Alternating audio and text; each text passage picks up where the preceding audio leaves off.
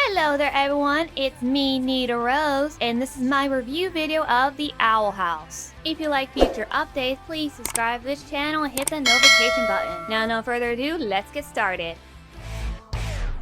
Episode 1, A Lion Witch and a Warden. It starts off with a magical girl and a giant serpent fighting each other, as it all turns out to be the imagination of our main character, Luce, giving a book report about her fantasy story. Now I could tell right away that she's kind of the outsider who's different than most kids. And she's also kind of the troublemaker, but not really a bad person per se. She seems to be a young child with imagination and creativity. However, her creativity is separating her from reality, and because of her weird stunts or class projects, she was sent to the principal's 3 times and is being sent to a reality check summer camp. No, seriously, that's what the flyer says. So anyway, Luce is now waiting for the bus to send her to that camp, and we have a chat with her mother about making real friends instead of the ones in her imagination. Honestly, that's a pretty good lesson for kids. I mean, there's nothing wrong with having an imagination, but sometimes it's not exactly a good thing either, as reality will suddenly kick you where it hurts. I think that's the message that the writers are trying to give here, but I don't know, I think it's kind of a nitpick. So anyway, after her mother left for work, Luce finds an owl that stole a precious item from her and then followed her to a creepy house. Reminds me of Alice following the White Rabbit in Alice in Wonderland. She followed the owl into the house and it transported her into another world, where she meets a merchant named Ida, who is a witch, who is also a wanted criminal. Wow, so much going on in these first 6 minutes, but I also seem to follow along with the story so far. So Ida, the owl lady, get away from the authorities and taking Luce with her on her owl broom. She also made an interesting statement how the world she lives in functions, and that the myths are leaking into the human world. Ida took Luce back to her place, which is the Owl House, and also introduced her to a roommate named King. Ida explains that King was once the king of all demons until his crown got stolen by the evil warlock named Wrath behind a magical force that only a human can get through. And Ida and King wants Luce's help to get the crown back, and in exchange they'll get her back home. So Luce doesn't have a choice but to agree. Later, they're at a place for those who are not wanted by their society. Luce and King sneak inside to get the crown while Ida will distract the warden. Luce ends up meeting some people with creativity and imagination who got locked up by the warden for having hobbies that doesn't fit in with society. Hey, nothing wrong with having creativity, and yet these people are locked up for it? Kinda messed up if you think about it. For example, this one girl gets locked up for writing fan fiction about food falling in love. Yeah, it's weird, but some people might like it, and there's no reason to lock her up for that. This creature likes to eat his own eye. Okay, that might be gross, but still. And this little creature is into conspiracy theories. What they did are not crimes to be sent to jail, and Luce is realizing that for herself. She figured they're not really criminals, just a bunch of weirdos like herself, and after looking at the wanted poster of Ida. But then rats started to come along as she and King hid themselves inside one of the cells. The warden saw the poster of Ida on the ground, and he demands that he will capture her one day, and then grabs the little creature with the conspiracy theories and sends everyone there a warning threat for not fitting in with society. After he leaves, Luce wants to free the prisoner, but she fails to get the cage open, and the girl just told her to leave before she gets caught permanently. Ida finds her later on and ends up finding the door with the crown behind it. Luce feels bad for the prisoners as they didn't do anything wrong as just being themselves. I agree with her there. There's nothing wrong with being weird or different than anyone else. Nobody's perfect, and this cartoon's starting to have a deeper meaning the more I watch it. King managed to get the door open, and inside it's the magical force field. Luce walked right in and sees the pile of junk. No, seriously, it's a pile of junk. And on top of it is the crown, which is, no joke, a Burger King toy crown.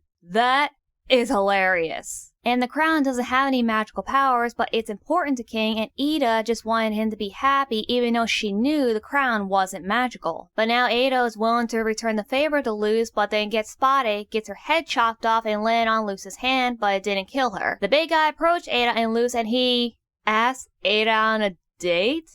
Okay, I chuckled at that one. Both Ada and Luce are confused at his proposal, and neither girls are having any of this. Luce and King get caught, and Ada tricked the warden into freeing the two after Ada rejected him, and Luce used the staff to knock him out. They fly through the hallways and open the cell doors for the other prisoners, but the warden are hot on their tail, and Ada gave Luce the key to get her back to the human world. Ada fights off the warden as Luce notices that the prisoners won't leave, as they know they will be captured again. They feel that they don't belong belong to society, but Luz gives them the big speech about being weird or different doesn't make them a bad person, but make them unique, and so they all escape from the prison. They took down the Warden, and Luz gave him the firework device into his mouth. Wait, was she carrying that thing in her bag the whole time?